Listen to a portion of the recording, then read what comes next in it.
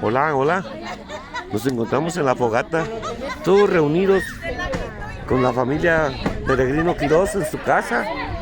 El día de hoy estamos disfrutando de una bella noche, sin necesidad de que sea Nochebuena o de que sea Navidad.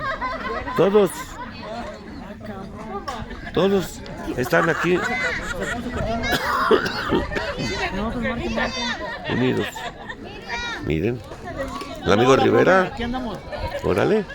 ¿Y usted por qué se voltea para allá? Más quiere que le vean el perfil, ¿verdad? Fíjate nada más cómo es, señora.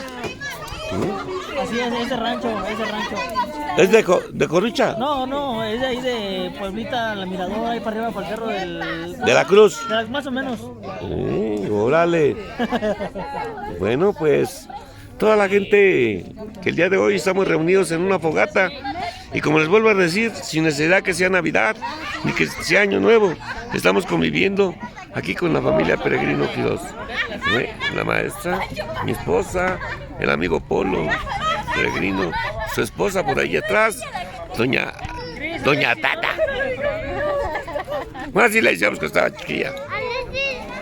Y ahí está. Cuídense mucho y que Dios los bendiga, amigos. Bye.